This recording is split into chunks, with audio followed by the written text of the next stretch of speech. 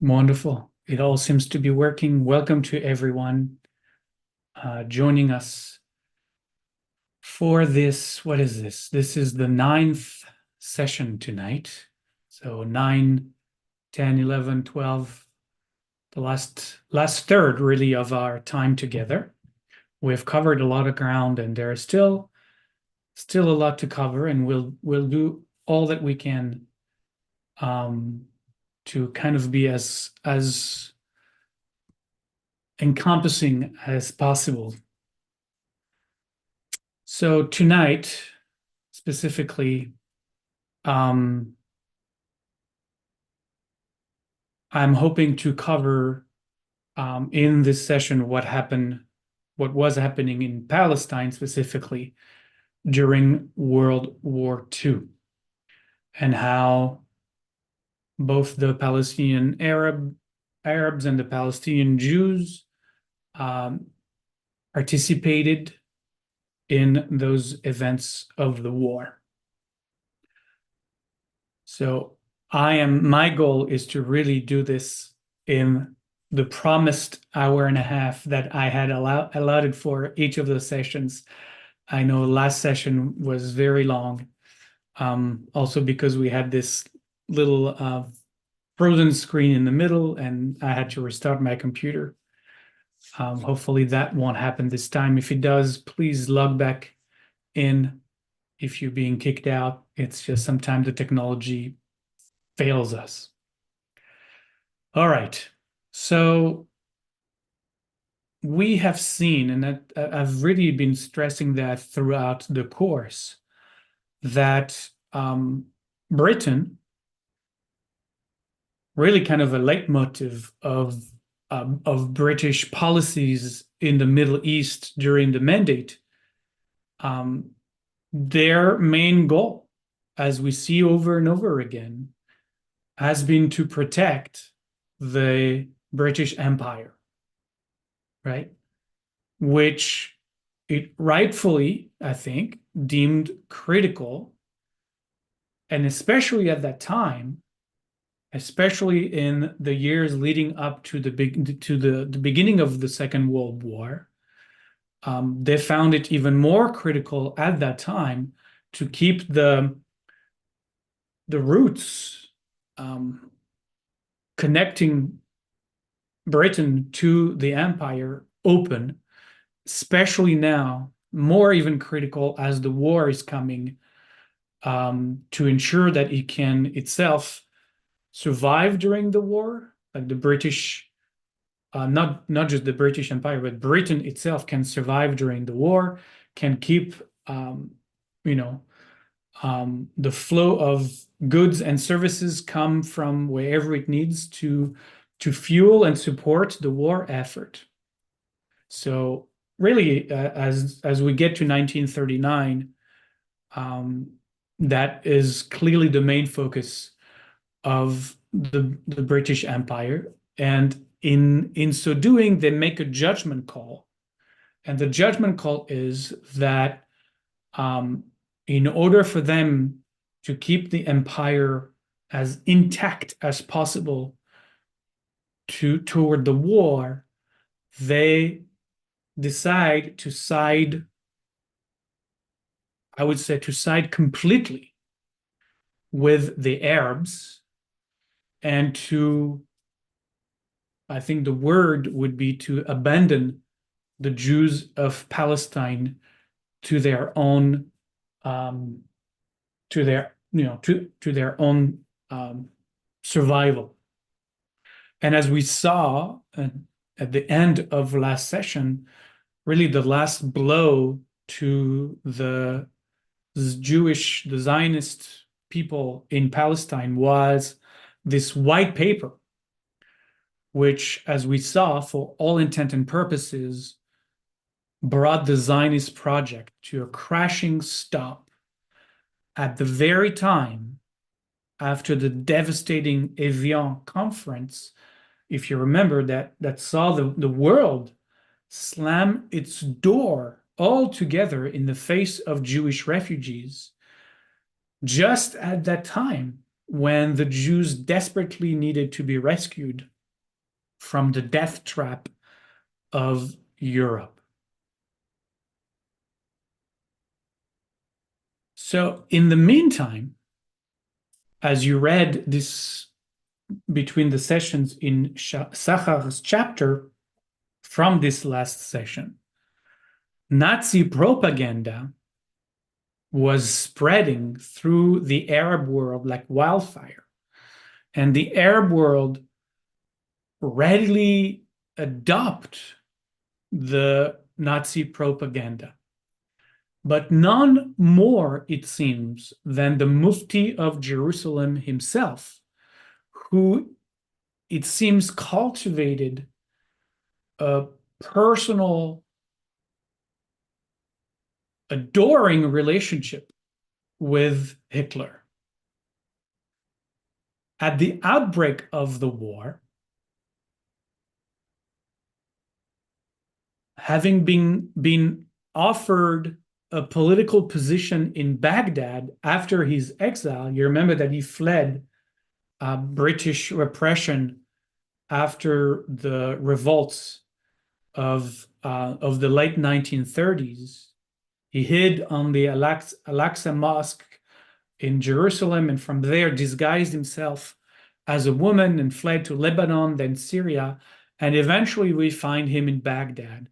And as he begins his life in Baghdad, he's invited by the Iraqi government, and he's given a political position there, and he uses that position as part of the political class of Iraq to send some of his emissaries to Berlin. And through them, he officially, even almost on behalf of the Iraqi government, congratulates Hitler for his early conquest at the early stages of the war, after his early victories in the war, and asks that he may rally, that Hitler could rally around the Palestinian Arabs and against the Palestinian Jews in order to give ultimately independence to the Arabs. And as those political ties become strengthened, both Mussolini and Hitler eventually commit to the Mufti's demands, and in fact go so far to declare the Mufti the official spokesperson between the Arab world and the Axis forces, right? So he's getting this new title as the emissary on behalf of the entire Arab world to the governments of the Axis, especially Italy and Germany.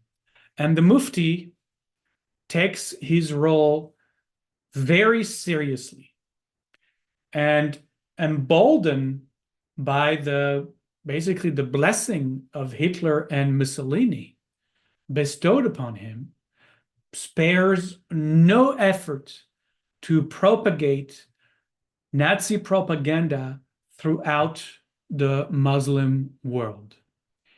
He urges the Arab masses in the name of God and the Prophet to rise up against the British infidels.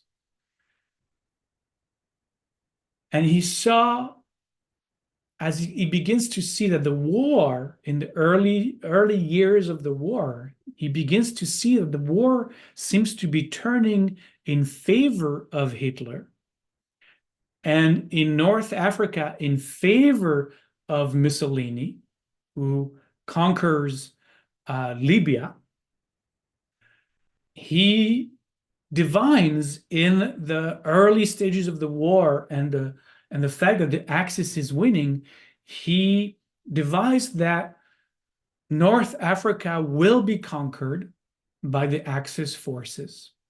And from them conquering North Africa, they would obviously continue their progress eastward and come to conquer the Middle East and especially Palestine.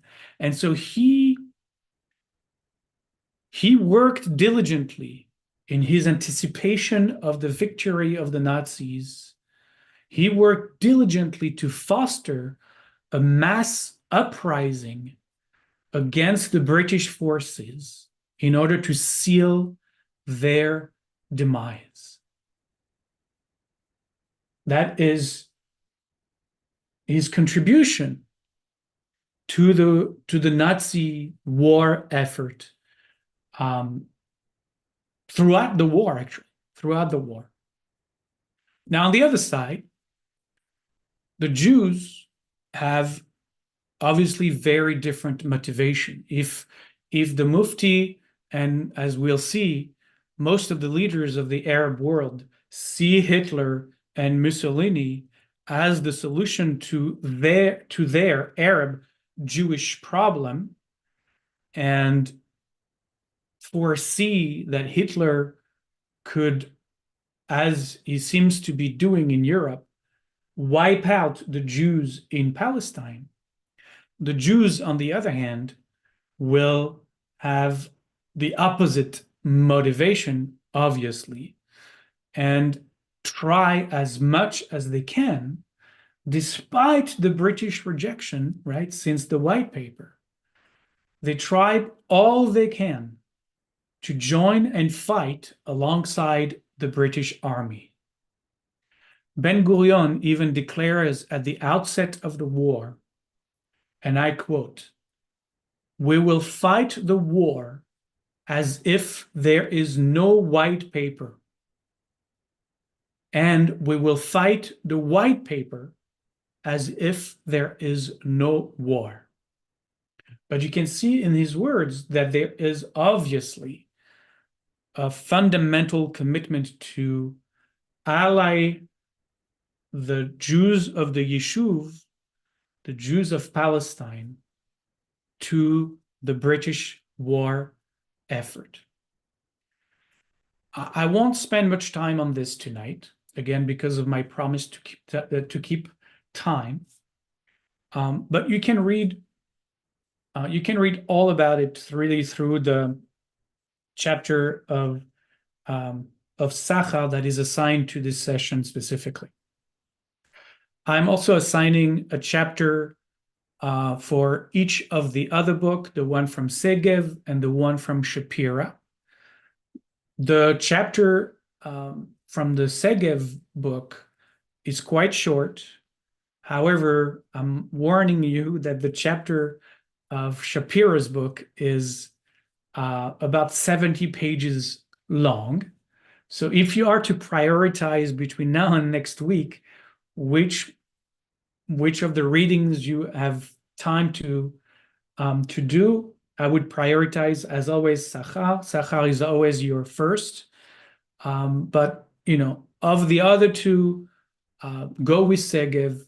And when you have more space, more time, you can take more time to read Shapira's chapter. Okay?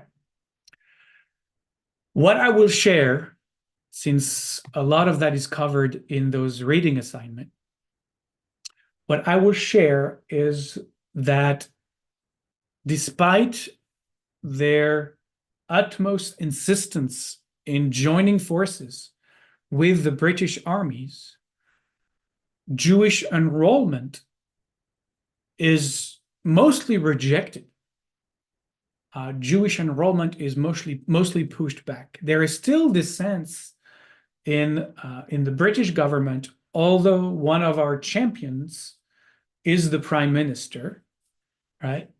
Winston Churchill is very, very much open to the Jews participating in the war effort, but it's the British Foreign Office and the British military who still harbor great anti-Zionist, anti-Semitic idea, who are really pushing back And ultimately, even Winston Churchill has to politically maneuver and yield to those to the powers that be in this case. Um, and again, at the core is that Britain still held on to this illusion that they needed to placate the Arabs in order to win the war, right? They wanted peace in in their backyard, if you want, in the Middle East specifically, but not just, in order to being able to focus on the what's going on in the front, right? In the military battles that were in front of them. And it's easy for us to use the word like the illusion, like I just did, because we live beyond that history. But if we were to really put ourselves, in their shoes at the time, there is something again for them, to be said about, well, it's understandable that they could see it this way. So because they did see it this way, they were concerned that creating Jewish fighting battalions inside the British Army would roil the Arab of the Middle East against them.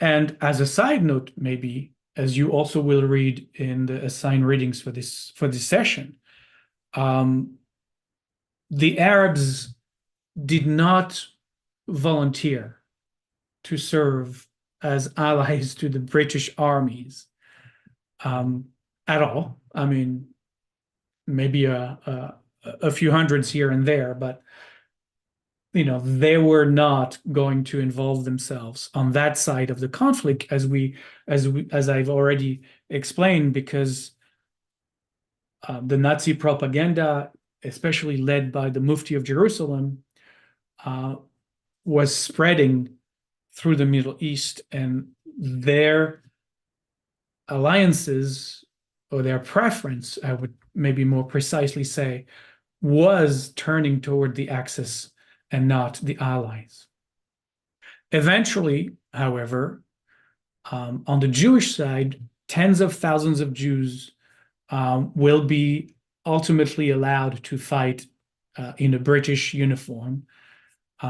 Some in the front lines, some were not allowed to be in the front lines and took jobs to support the war effort. But there ultimately were troops that were specifically Jewish, fighting in British uniform on the front line.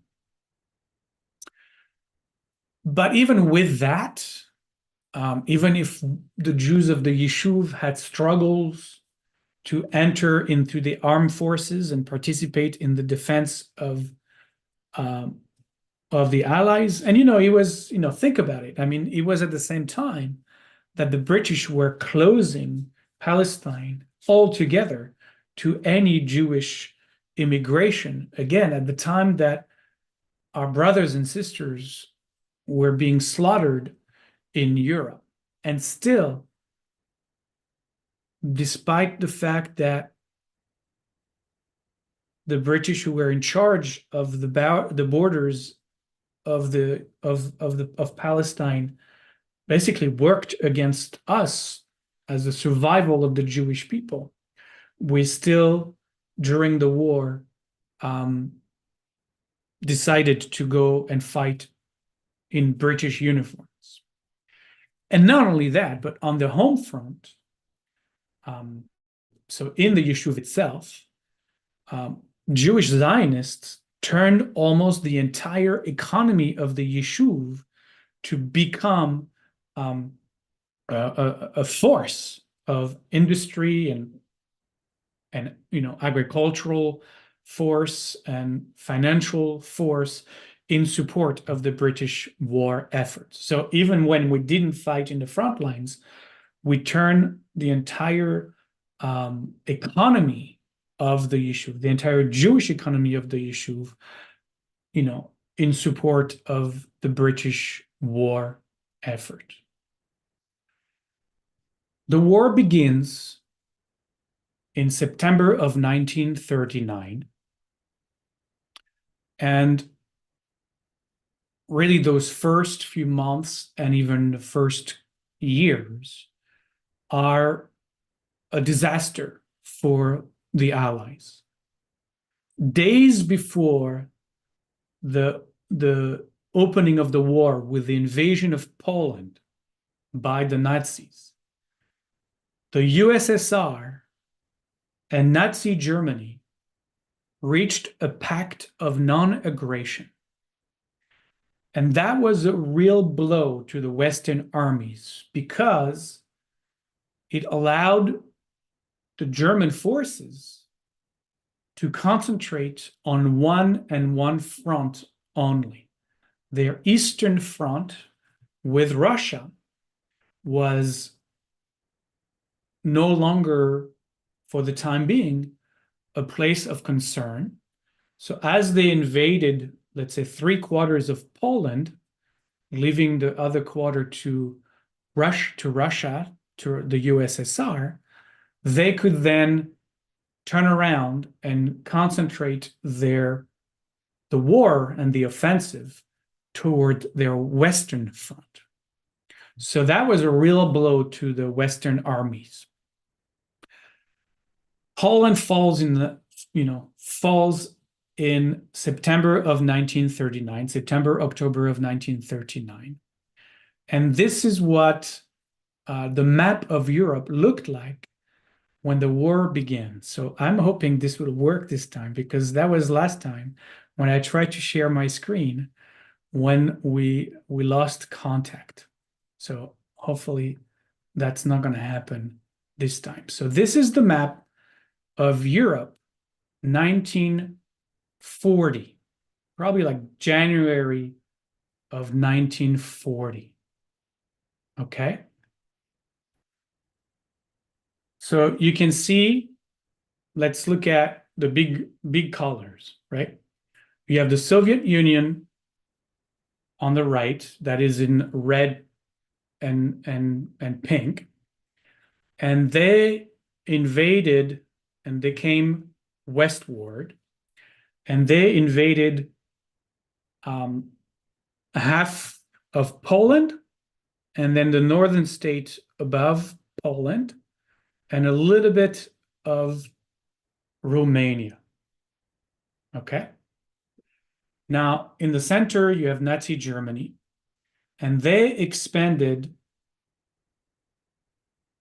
and conquered Poland and Slovakia. They had already taken over the Czech Republic, and there was the Anschluss for Austria. So those parts of Europe were already under their boot.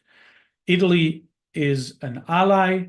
Albania, which is across the water from the heel of the boot of Italy, also sided with the Axis. And you can see down below at the bottom of the map, there is Libya there, just underneath the boot of Italy, and that is also Italian conquest. The West and the Allies, you can see they are in blue. All right. What's important to notice as well, as far as we're concerned for this course, is that if you stay in North Africa, so below Spain, right, below France, Morocco, France, and Tunisia are all in blue because they all belong to and are part of the French Empire, right? So these are part of the Allies. And then on the right side of Libya, you have Egypt, which is British, all right, as well as Palestine and Transjordan that are also under British rule. And then above that, above Israel or Palestine at the time, you have Lebanon and Syria who are French. All right. So that is very important. And you can see all the arrows is where Germany is going to invade next, right? They're going to go north, take Denmark and Norway, as you can see from the black arrows, and then they're going to enter west into the Netherlands, Belgium, and eventually take France. But we're not there yet. There is another map that is coming. But this is the situation right at the outset of the war. Right? There is a pact between the Soviet Union and Nazi Germany. So those borders between the dark gray and the light pink are basically uh, non-aggression. So the war stops on that side. So the war turns to Western and Northern Europe. Okay, so that's the map. A lot of us, it's important. I'm a visual learner, so it helps me tremendously when I have a map so that I have the context. But for all intent and purposes, what's important to us is what's going on in North Africa and the Middle East. So to remember that Morocco, Algeria, and Tunisia are French. So at the outset of the war, they're allies. Libya has been invaded by Italy, so it's Axis, and then Egypt, the Middle East, as in Palestine, Transjordan, are British, and Lebanon and Syria are French. Okay, good. So I'm going to stop sharing that. You have to, all those maps will be emailed to you after the course. Okay. So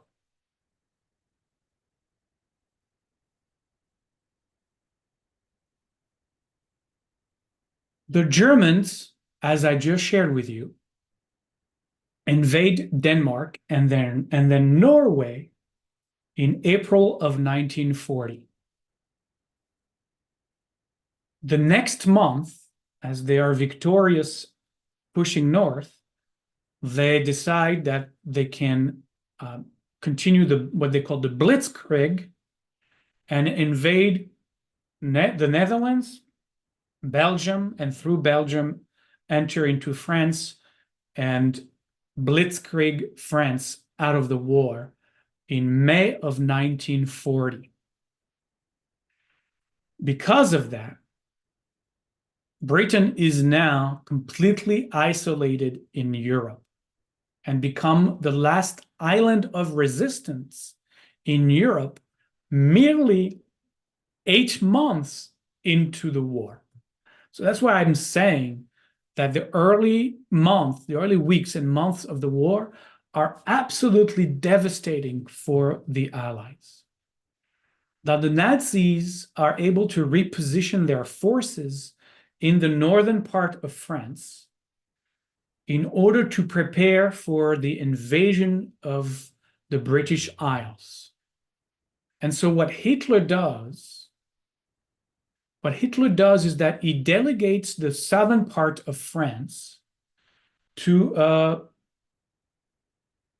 a government, a quasi-Nazi French government, a collaborating regime that is called the regime of Vichy, because the city of Vichy is where the seat of that government is going to be, under Maréchal Pétain.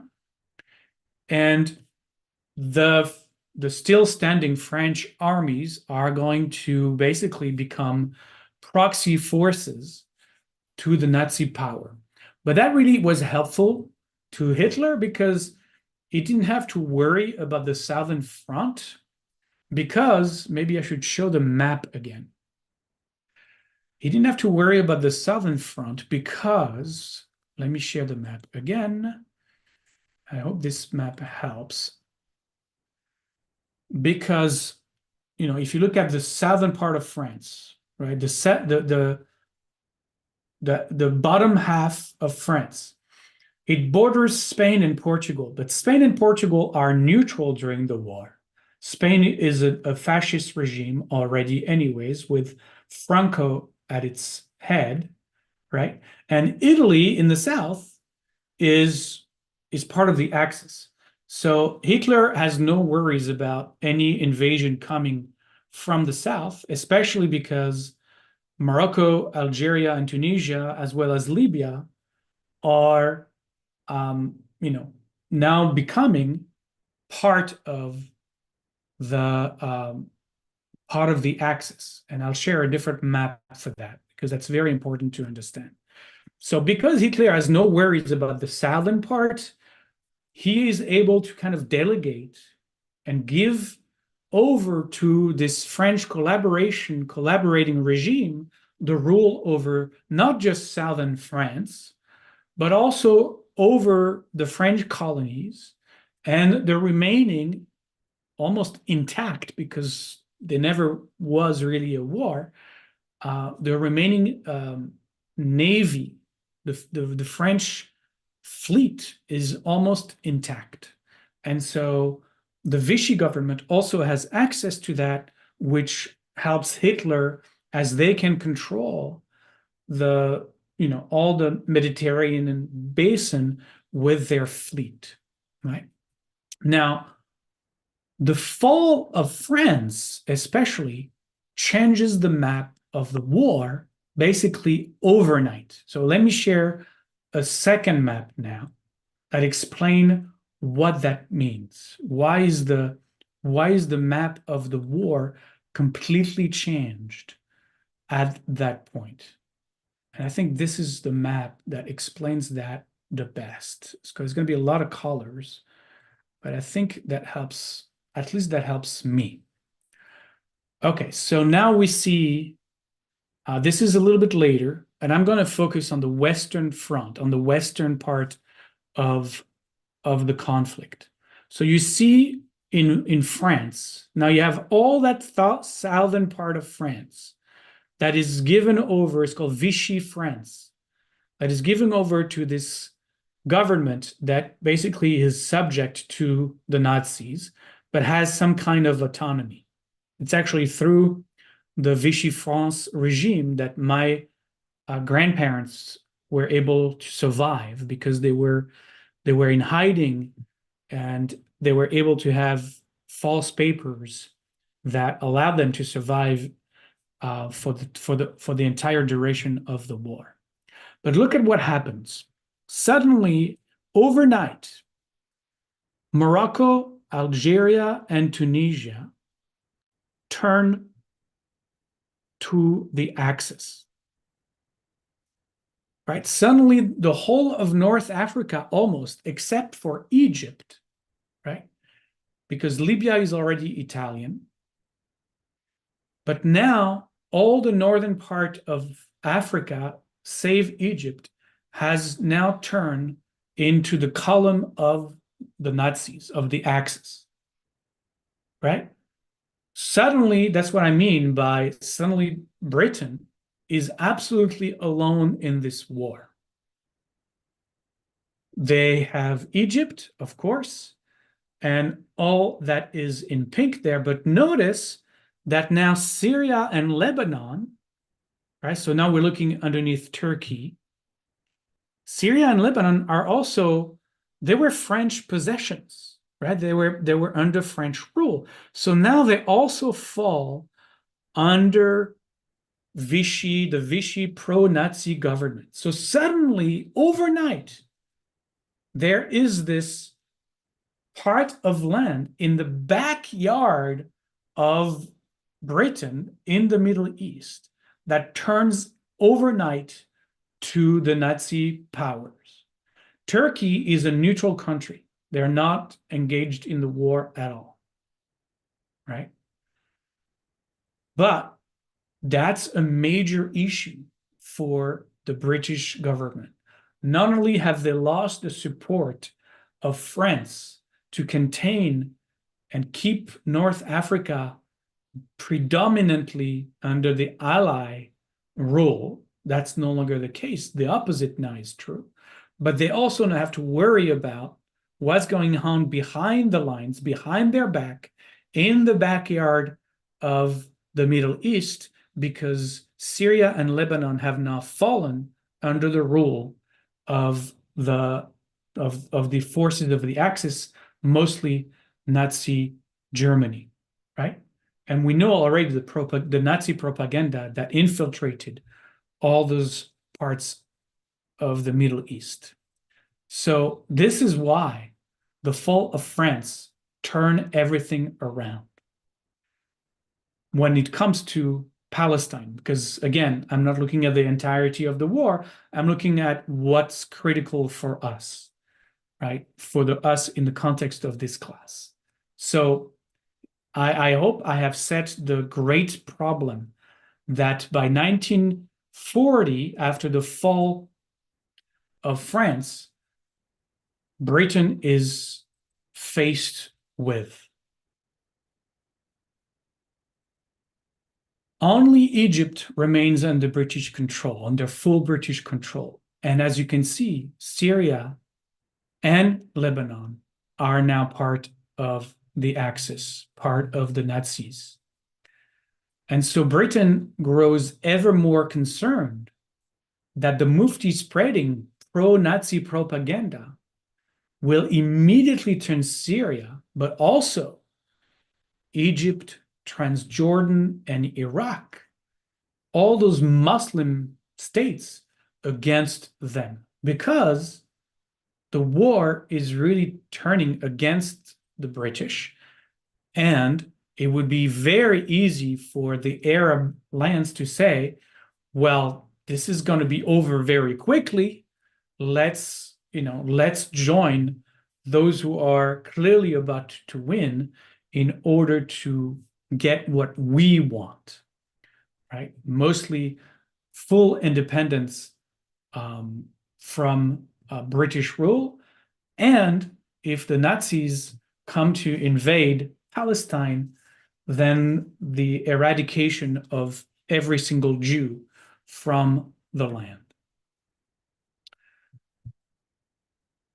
The British forces are very much aware of how precarious the situation now has become.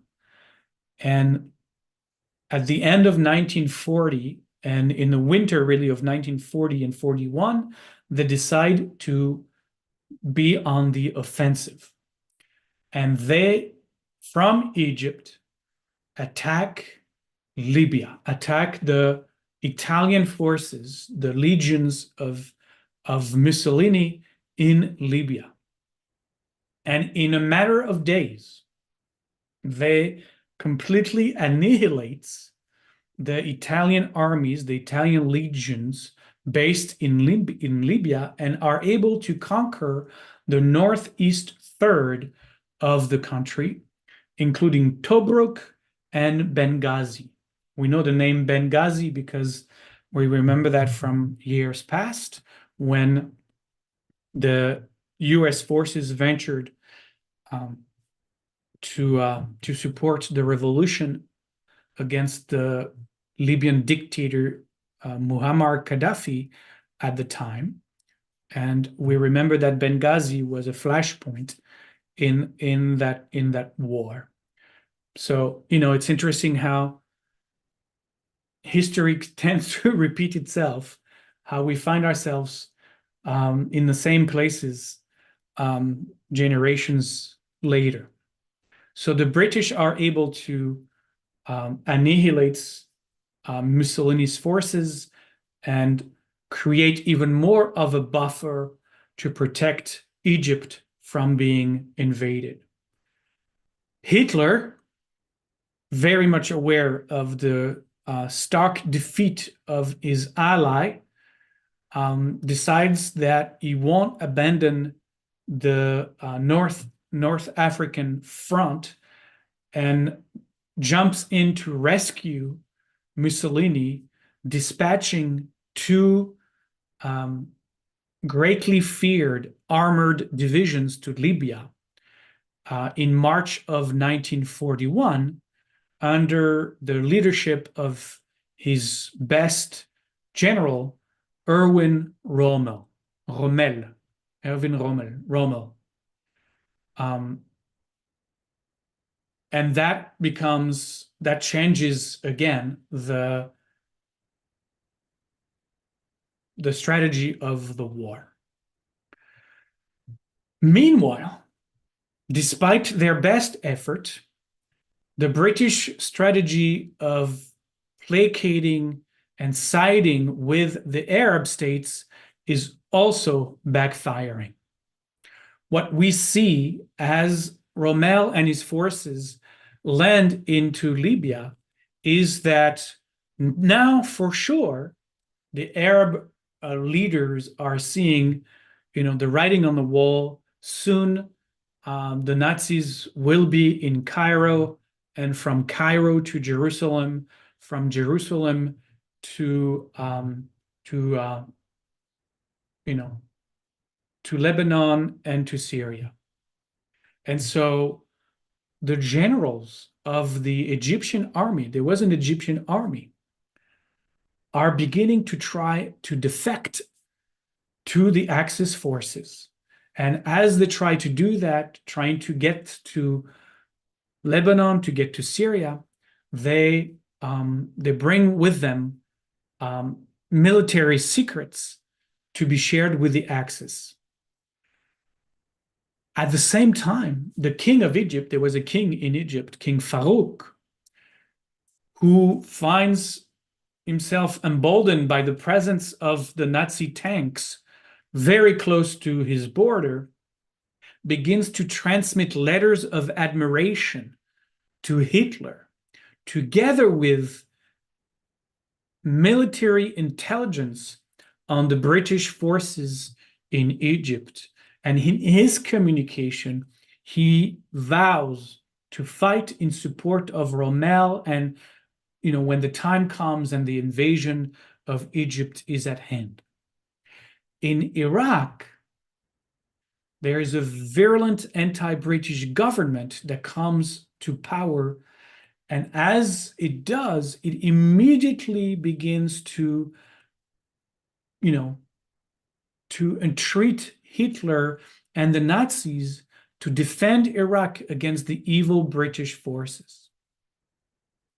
Vichy Syria, or Vichy because of the French Vichy government, so we call it Vichy Syria, who is now part of the Axis, joins in the anti-British uprising and becomes the platform through which Hitler mounts an airlift of guns and ammunition to the Middle East, to Iraq, in order to shore up the upcoming uprising that the Arabs have vowed to execute in order to support the Panzer divisions that are now mounting their attacks in North Africa. So you see, how wrong the British army, the British generals, the British colonial empire directors were in trying to placate the Muslims during the war. It was all this, this policy of appeasement that somehow they believed would win everybody over. There was a lot of hubris and big egos in the British armies and intelligence of the time. So with that, as they realize what's going on in Syria, they realize that literally Syria has become a platform for Nazis to arm the Middle East against them. In May of 1941, Britain is forced to mount a costly military expedition to crush the Iraqi regime and its forces. And it is forced to mount a large-scale invasion of Syria and Lebanon to dismantle the growing Nazi presence right there in the Middle East. So instead of what they had thought would be like, what they wanted is a peaceful backyard while they could fight the Nazi forces in North Africa, they actually have you know, to stop what they were doing in North Africa, pull major forces to go and quell the Arab revolt and the Arab siding with Hitler and the Nazis by invading Iraq, by invading Syria, by invading invading Lebanon. And they go and they're, thank goodness, successful in doing that. But that again diverts from the forces that they probably might have wanted to have in North Africa to fight against the pending invasion. Once again, the British, one might say, had bet on the wrong camel. They had bet on the wrong camel. Anyway, having quelled the rebellion in the east, Britain turned against its forces toward the west because the panzer divisions of Rommel were on the offensive now. And the British forces, and especially the Eighth Army, are able to, to resist, but still are giving way, being placed on the defensive now. But almost inch by inch, the ground that unfortunately Rommel and his forces are now taking back from the defeats of the Italian legions. And the worst came in June of 1942. In June of 1942. So it took a year to get there. But the worst came in June of 1942 when the 35,000 Commonwealth troops who defended the port of Tobruk were overrun by the panzer divisions of Rommel. And during the ensuing 3 weeks, the British Eighth Army was rolled back all the way to the gates of Alexandria. Now, if Alexandria fell, right behind miles, really, Alexandria is literally miles outside of Cairo. If Alexandria fell, Cairo would fall and the Suez Canal would become undefendable, which would amount to the most catastrophic and far-reaching defeat since the fall of France 2 years earlier. And if the Suez Canal was overrun, so too would be Palestine and Syria. And with the final solution and the extermination of Jews at its peak in 1942, this would spell the complete annihilation of the Yishuv and the death of nearly 500,000 Jews who lived there at the time. Britain had to hold. Britain had to hold.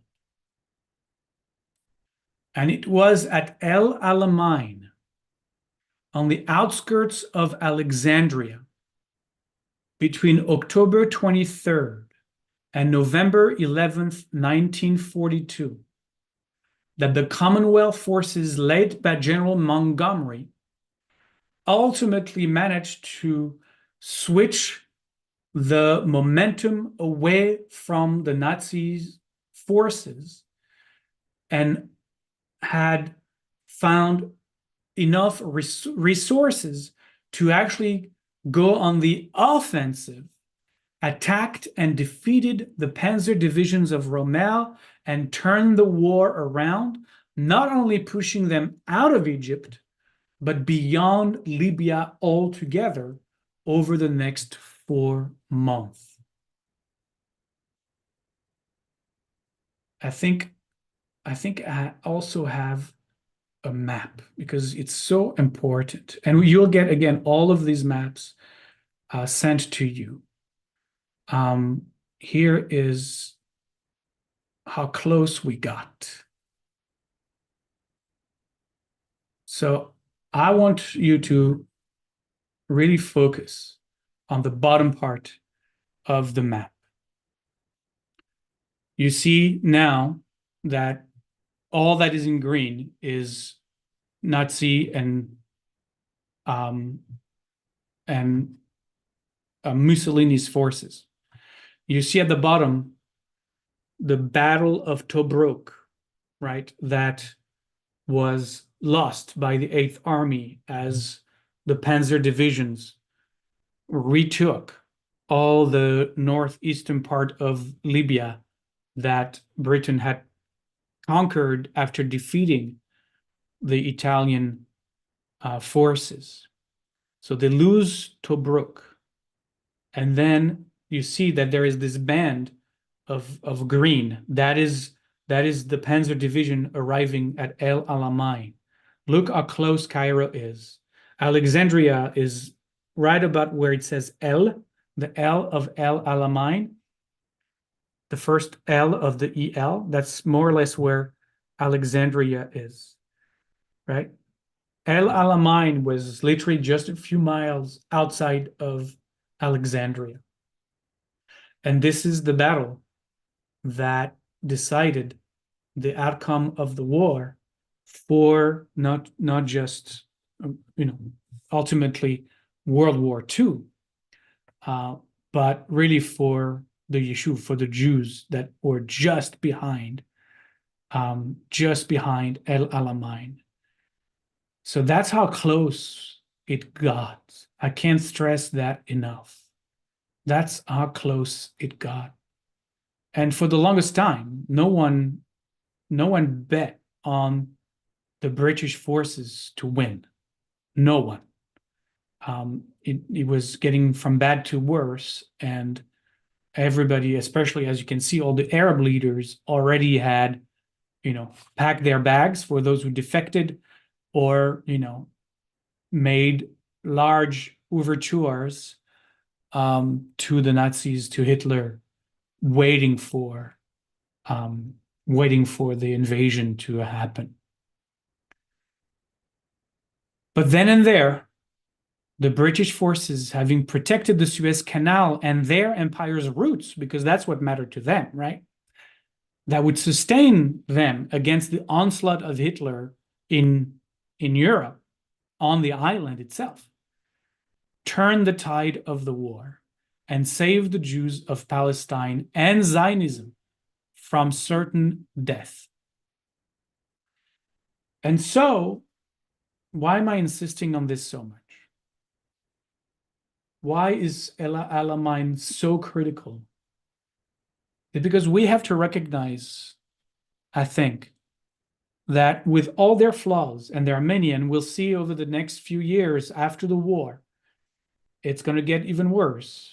And the relationships that the Yishuv, the Jews of Palestine, the Palestinian Jews will have with the British forces on the ground are going to be abysmal, right? But there is one part of all of this history that is very clear, that had it not been for the British forces and the British soldiers, the soldiers of the Commonwealth, to put their life on the line at the Battle of El Alamein, there would not be a state of Israel. And instead of 6 million Jews being martyred and murdered, there would have been 6.5 million Jews. And this one is, if we can equivocate, should the British have done this instead of that? As had history unfolded a different way, what could the British have done differently? What could the Yishuv have done differently? What could Ben Gurion, Weizmann, the Mufti of Jerusalem, all of those players, right? All of that could have gone a different way. But this one is just one way street, right? It was win or lose.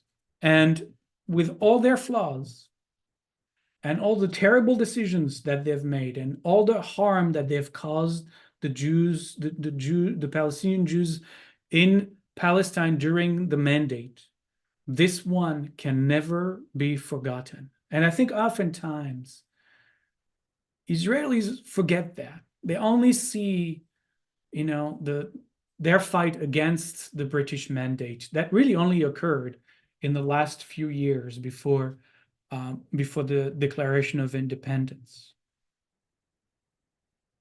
And oftentimes, because the focus is so much on that part, they forget El Alamein. And we cannot forget El Alamein. We cannot forget that though, to speak maybe biblically, right? Though they may have made the lives of our ancestors bitter with harsh decrees and with closing the doors of Jewish immigration that might have saved thousands and thousands of European Jews, they themselves, even for selfish strategic motives, saved the lives of 500,000 Jews in Palestine. So again, like, history is complicated. Nothing is black and white. Nothing is easy to say, here are the evil people and here are the good people. I think everybody fights for their own interests. And we see that in our own lives, right? I always say, the reason why we're so miserable in our own personal lives is because we want to be happy. The reason why we're so miserable is because we want to be happy. And we want to be happy because we want the world to make us happy. And the world will do what the world does, right? And everybody is out there because they want what they want. They want to be happy. They want to protect their empire. They want to kick all the Jews out of Palestine, as the Mufti does, and other Arab leaders, to have just Muslims living in that part of the land of the world. And the Jews, they want to have a little piece of land where they can call home and have a place for their refugees to find asylum. Everybody wants what they want. And it's very complicated. And if we bumped against each other in our own personal life, wanting what we want, then we do the same in times of war, in times of conflict, in times of upheaval as well. And so we could say that as harsh like the Egyptians with our ancestors, the British mandate was, and it's true, they were very harsh. They applied the white paper of May 39. It's like, think about it. May 1939, the war breaks out in September, right? It's like tomorrow it will be May. And we can already see September. It's just barely 4 months away. May 1939, the white paper are promulgated. Zionism stops. The borders are sealed. There is no buying pieces of land. There's all of this. And that white paper is tyrannically enforced, really. Immigration it's incredible how the British Navy really blockaded the land altogether, how they were really intending on making sure no piece of land could be sold to any Jew at that time. And not only that, we don't know that most of the time, but Jews during the war came to be confined to a specific areas of Palestine. They moved the Jews out of certain areas to concentrate them in some region of Palestine, a strategy that, if you remember from the early chapters of this course, was very much like the Pale of Settlement, Russian Pale of Settlement, right? The British decided that they needed to do that during the war. And with all of that, the Zionist leadership continued to try and save as many European Jews as they could. And many boats of refugees were turned away from Palestinian shores. You read horrendous accounts of what happened. I don't have the heart to share them with you during the course, but you will read in Sacha some of those terrible episodes. Some boats were redirected to Mauritius, the island of Mauritius. Others were literally shipped back to Europe. The Zionist forces, with the little money they had, they tried to buy run-down ships that were barely seaworthy to do all they could to bring a few hundred more Jews, to Palestine, to save a few hundred more families. And oftentimes, these boats, they didn't have a long shelf life on the waters. And as the British made the life of these boats hell, oftentimes they capsized and sank with all these hundreds of families on board. The naval blockade was really strict, and at some point the Yishuv, the leadership, the Zionist leadership, who was trying the best they could to save as many Jewish lives as possible, again, in an underground operations, right? They realized that it was too costly. Like they were losing too many boats, too many people, and at some point they had to stop them. And you read, I don't want to.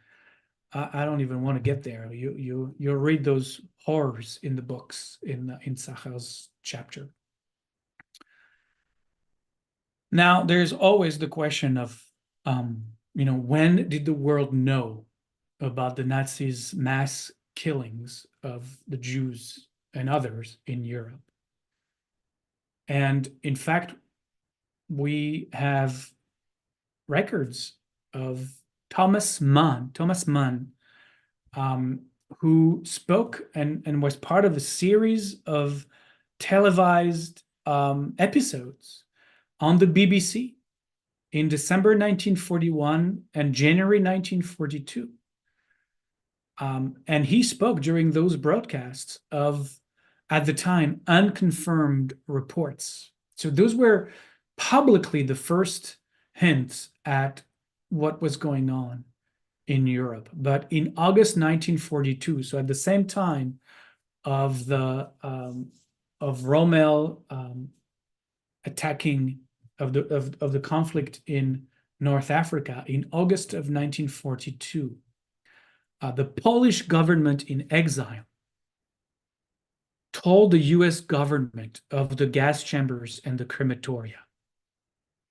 August 1942, like I said earlier, 1942 was really the peak of the murdering of Jews through the concentration and extermination camps.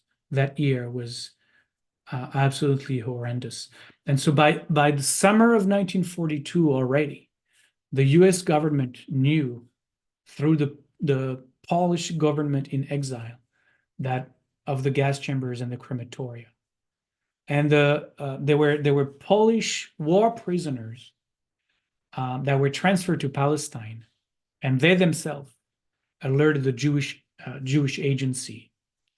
But even with that knowledge, neither the US nor Britain made any effort whatsoever to save the Jews of Europe. And there are devastating accounts of these horrific acts of opposition really to multiple rescue attempt plans that you will find in the readings as well. Horrific. The way they not only did they not support any rescue, but they opposed it. They opposed it. And let's not blame just Britain. America has a very, very dark record of abandoning Jews who were coming to American shores and turning them around during the war. Really quite horrible, quite horrendous. And London blocked every proposal from the Jewish leadership to try and rescue children, to try and rescue, women. Every proposal, like the Jews of the Yishuv came with fully formed plans, like they knew what they could do, and they never, not only never got the approval, but they were opposed time after time after time throughout the entire war, until the last day of the war. And again, like I said earlier, the only very dim ray of light in this British nightmare was Winston Churchill. Winston Churchill, during the war already, committed to the creation of the Jewish state, like openly committed to the creation of a Jewish state, and really worked during the war on the plan for the realization, the coming into being of a Jewish state post-war.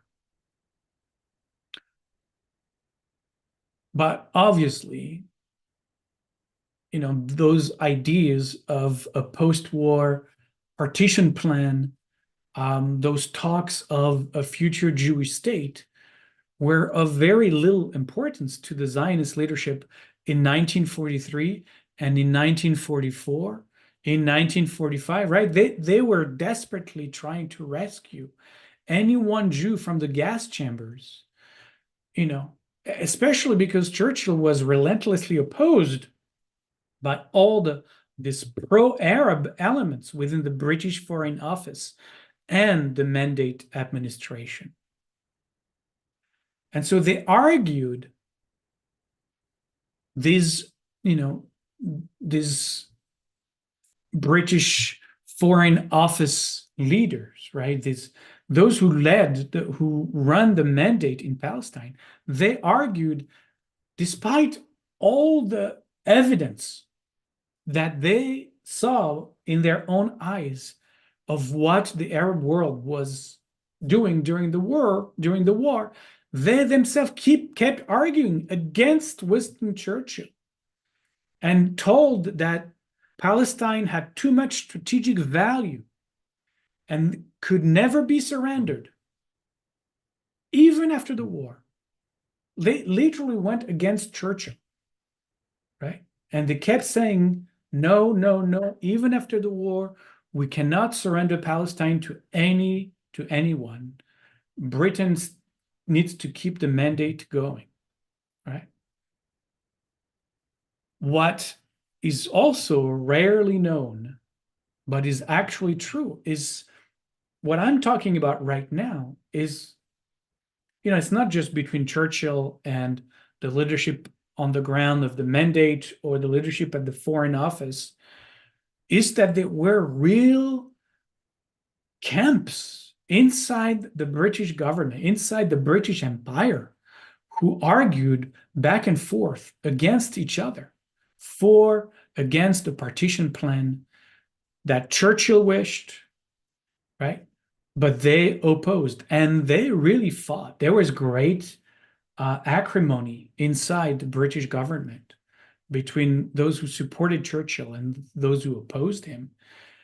And because of that great political clash between them, that ensured that no decision was ever made.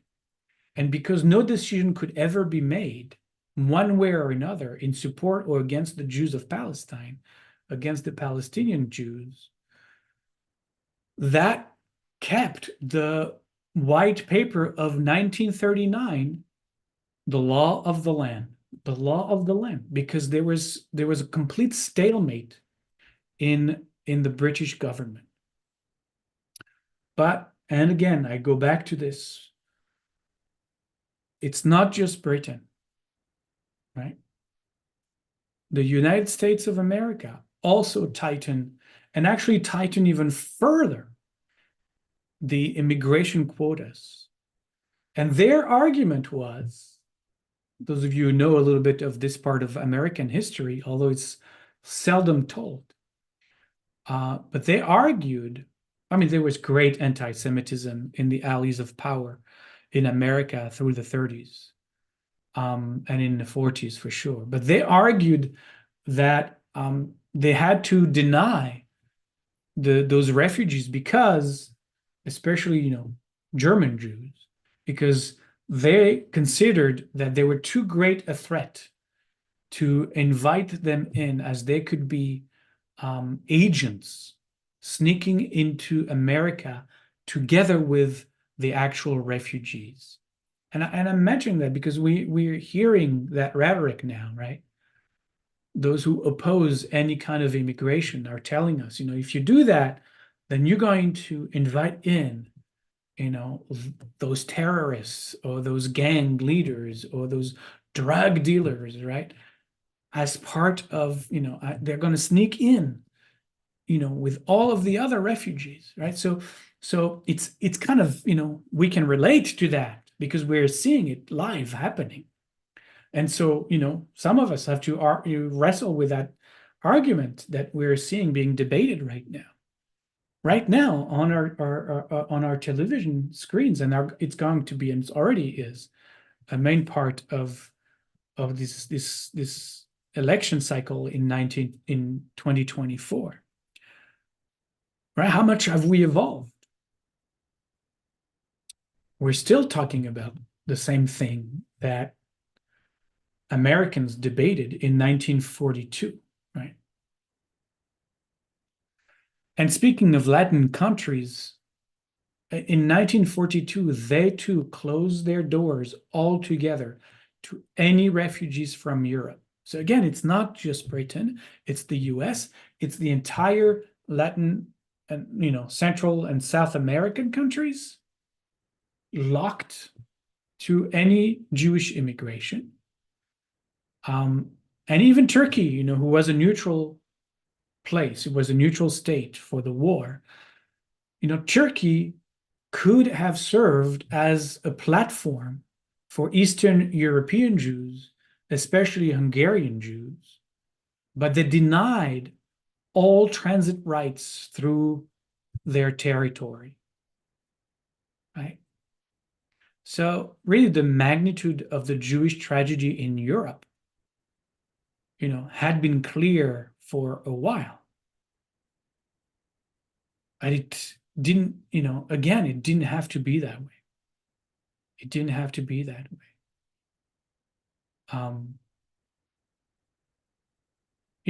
Remember in 1937, right? So 2 years before the war, there was a partition plan of the Peel Commission. Remember that it was an extremely small proposal for a Jewish state. I mean, it was ridiculous how small it was. But it was there. It was offered, right?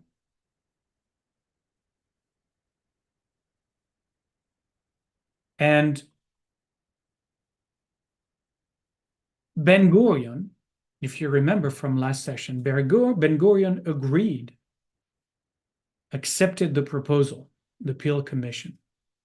And then he travels to the US in the spring of 1942.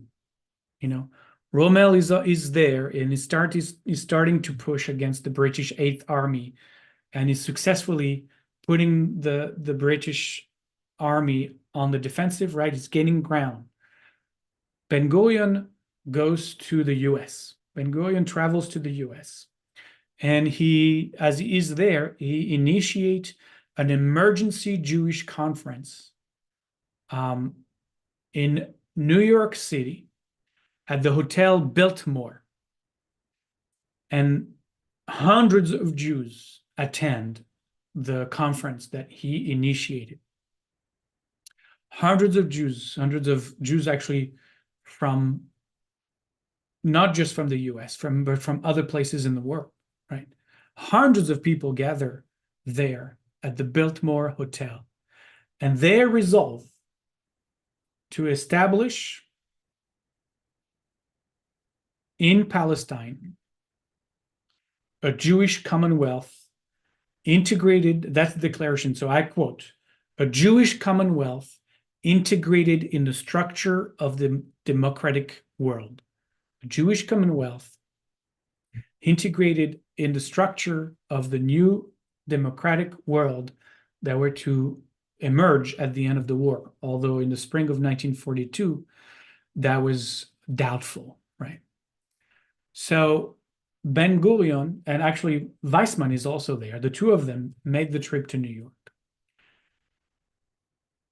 And Weizmann knew for himself that whatever the proposal was going to be at the end of the war, however big, however small, Weizmann was very clear with himself, and he wrote in his journal that whatever the offer would be, that he would accept it, right?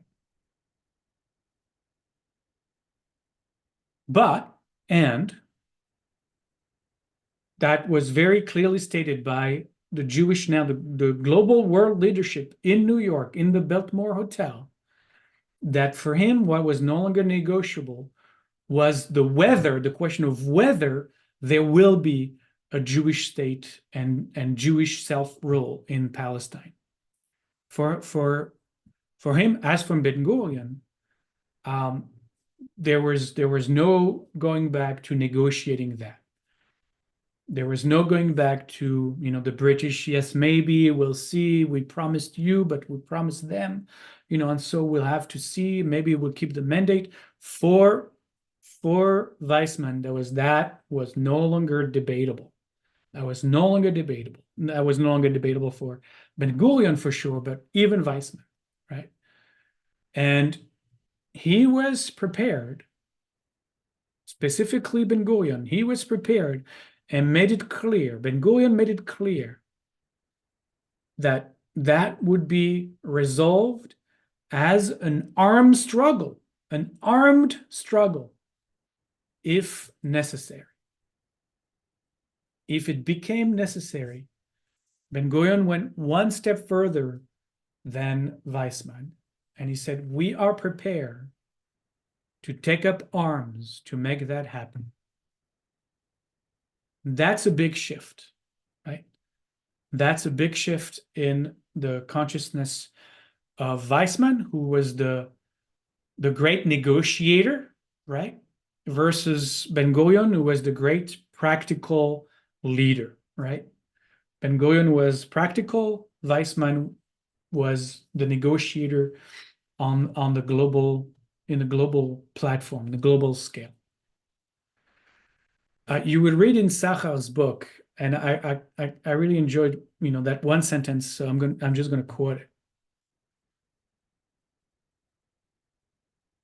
He says, and I quote, "The Zionists were considerably less than a powerful international force. The wounds of the unfolding Holocaust in Europe were crippling. Friends and enemies alike now regarded the Jews simply as a desperate, beleaguered race." Right? Friends and enemies alike regarded the Jews now simply as a desperate, beleaguered race. And I mentioned that quote especially because, again, and I said this before, but we hear, oh, it's because of, the guilt of the great nation because of the Holocaust that that the Jews were given the state, which is absolutely ridiculous and completely false, as I hope that I'm making this very clear. Nothing was given, as we will see. But it is the propaganda that we hear. And in fact, I like this quote because the mood of the international government was really the opposite. There's no real guilt. Like they saw the fact that we were massacred by the million, really as like, oh, this is just a weak people, that is really just continues to be in battle. It doesn't sound, like, oh, we really have to rally around them. No, they were abandoning us. They were closing the doors, they were closing the borders, and they saw us like maybe as a lost cause, just, you know. So not at all what the propaganda is trying to paint. Anyway, back in New York, this declaration that American Jews, and I said this international group of Jews who came to New York, hundreds of them, this declaration was now a declaration of statehood for the Jews. That was now the goal. That was now the declared goal. And though empowering at the time, it also felt kind of out of place at this nadir point in Jewish history. And as all declarations, they're just declaration. These declarations were very much more aligned with Weizmann's optimism than they may be with Ben-Gurion realism, right? And Weizmann kept on, doing his thing, right? He wrote in his journal about the slow process of the creation of an Arab federation alongside a Jewish Commonwealth after the war that would foster intimate cooperation between them. He still held on to that ideal. He still envisioned, like I said, an Arab federation on one hand and a Jewish Commonwealth on the other hand after the war, and those two entities would be cooperating between them.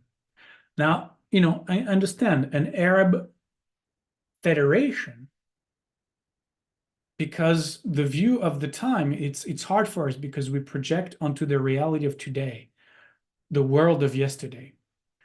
But understand, there is no Palestine, there is no Israel, right? There are Jews and Muslims in the Middle East, right? And so when he talks about an Arab federation, for him, it's like Arabs have different states. They have different states the way Americans have different states. So he saw that whatever would happen with the Arabs and the Arabs who lived in Mandate Palestine, they would be part of, let's call it maybe, he calls it the Federation of Arab States, but like the United States of, of the Middle East, right? That's how he envisioned it, right? Because it made sense at the time. There was no sense of like the Palestinian people. There were Palestinian Jews and Palestinian Muslims and Palestinian Christians, right?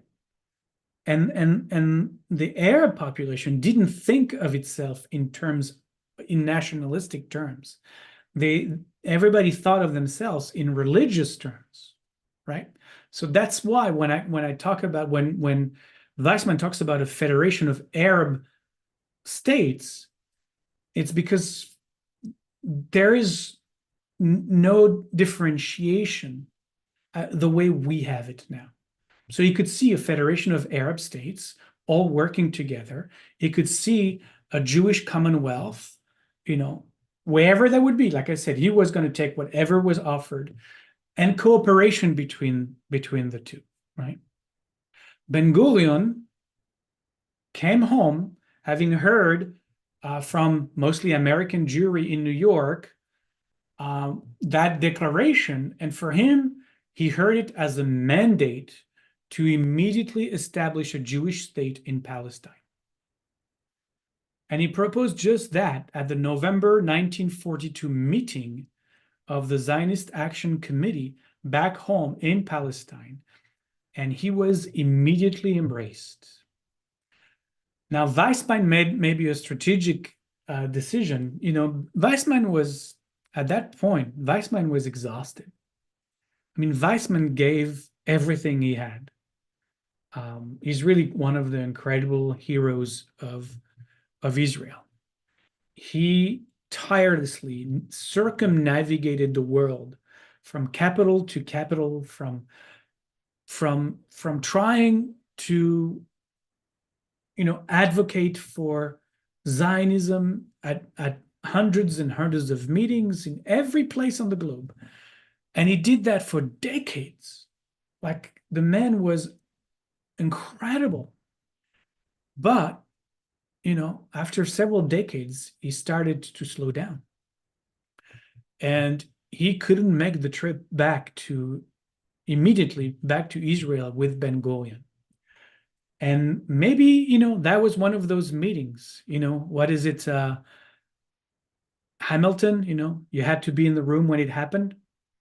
Well, Weizmann was not in the room. And so it was perhaps the first time that Weizmann not being in the room back in Israel, back in Palestine, when Ben-Gurion gathered the leadership of Zionism together and explained to them from his perspective what happened in New York, and ensured full support from all the leadership there. It was perhaps the first time that Weizmann lost the will of the Yishuv. And this really marked the beginning of the setting of his star, if you want, as the Zionist movement leader. And that probably was the turning point where Ben-Gurion militancy was rising in influence. And as we're seeing all that from the Jewish side, the British are completely oblivious of anything that is now happening inside the Yishuv. They completely miss this very important shift in the leadership of the movement. By war's end, the Jews comprise at this point 30% of the population of Palestine. Jewish agriculture was expanding. New villages were being created. The number of Jewish industrial workers doubled during the war. Again, the Yishuv transformed the economy to support the war. And we know that this has tremendous positive impact on production, on the economy, and Jewish industrial production increased fivefold during the war. And so the Jews were very emboldened and confident at that point. And the British missed it also. They were so focused on supporting the Arab economy and really declared it overtly that they were so single-mindedly ruling, the mandate toward the Arab and against the Jews at this point, that their single-mindedness in exclusively supported the Arabs really started to anger the Jews. Because the Jews now, as the war came to an end, they were like, we sent our men and women to serve in the British army. We participated in the war effort. While not only did the Arab not do any of that, but they opposed the British. They became enemies of the British. But never mind that, the leadership of the mandate and of the of the Foreign Office wanted to starve Jewish growth. It's incredible.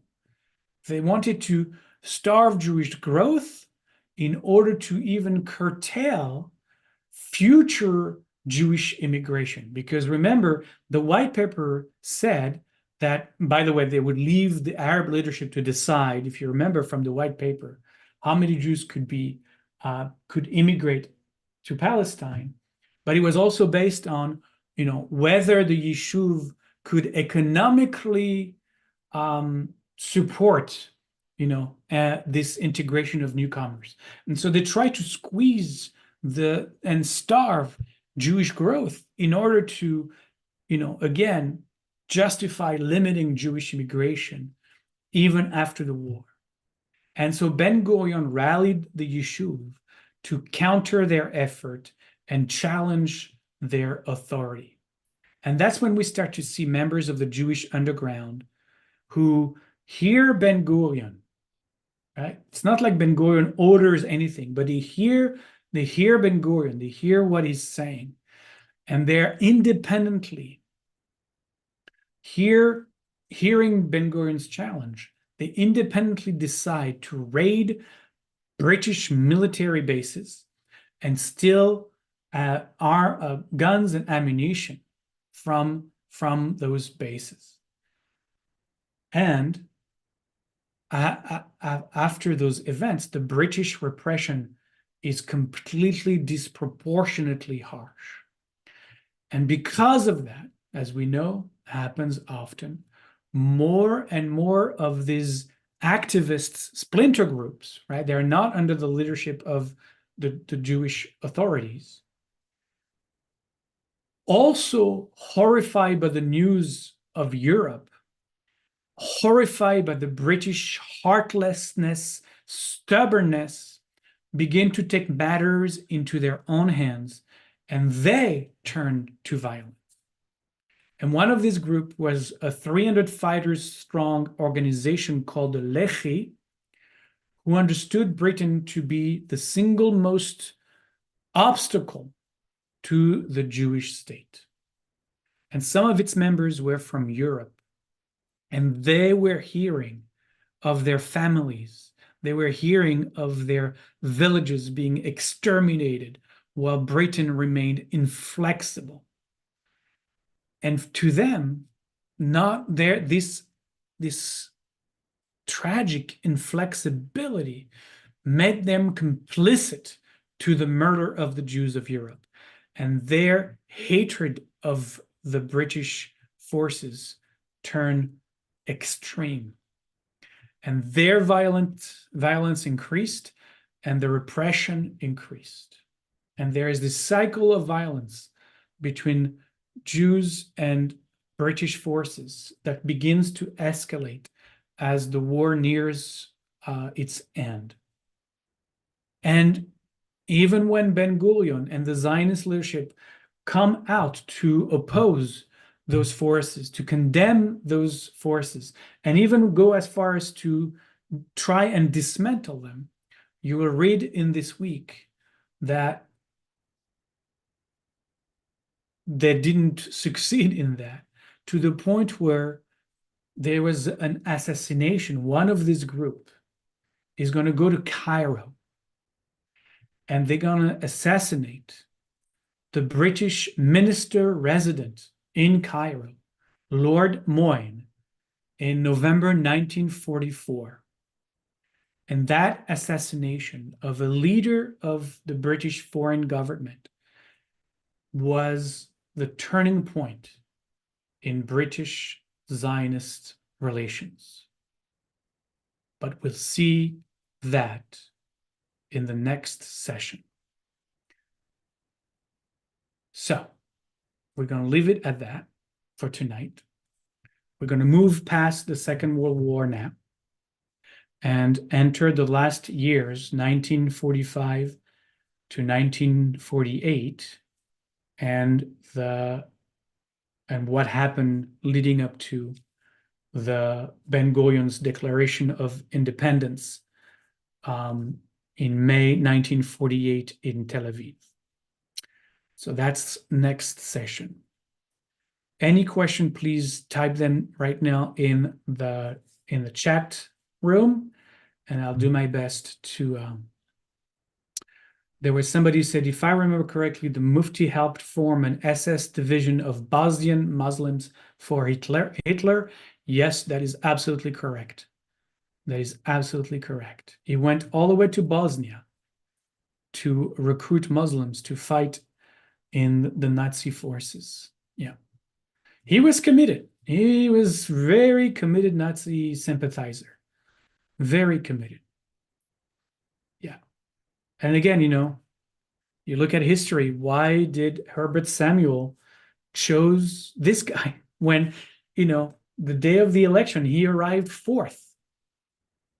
So he not only did not win the election, but he lost that election in the Arab community, some might say by a landslide, and that didn't change any of Herbert Samuel's decision, and he made him the Mufti against the will of the Arab voters, and here are the consequences. The consequences are devastating, devastating. And again, keep in mind that we'll need to talk at some point of the forgery that is the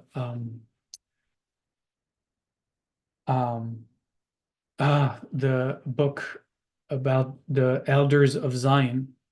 There's a forgery by the Tsar government in the early 1900s, actually crafted in Paris by the Secret Service of the Tsar, that publishes the protocols of the elders of Zion, where they, out of thin air, write about a meeting of Jewish leadership where they are plotting to overturn and take over the world. And that book is, printed in thousands and thousands and millions of copies and distributed far and wide. Hitler will use it, of course.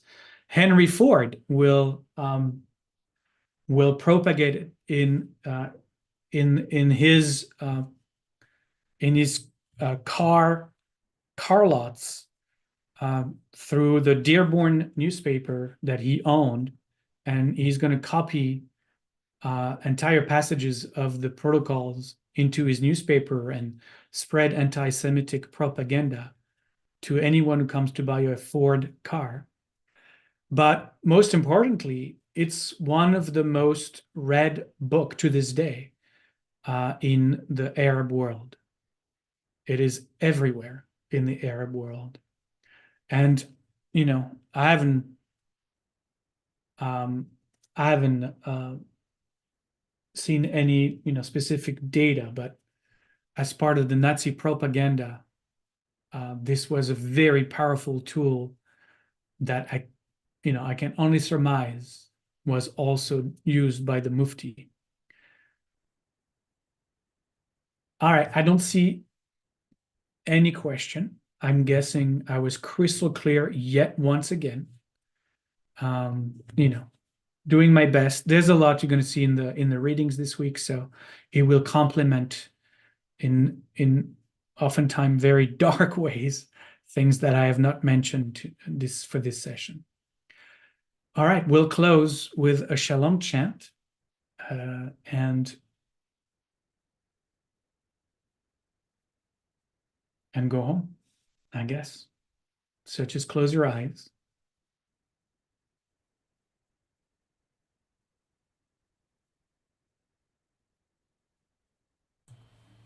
And take a few breaths.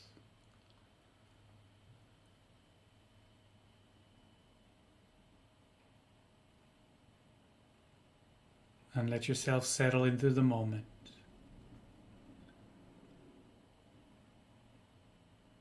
And take a breath for shalom. Shalom.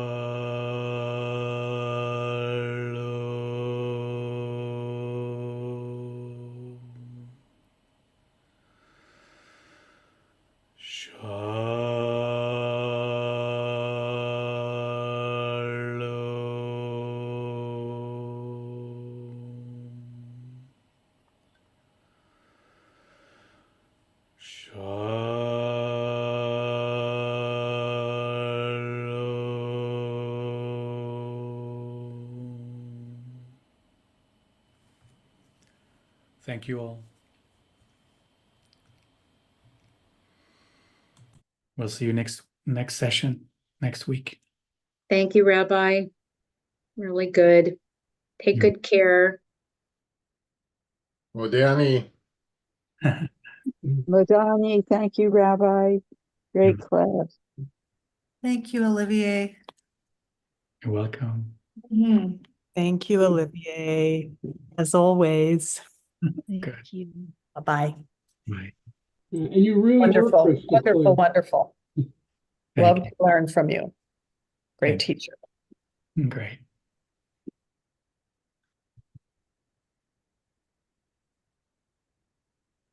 Wow.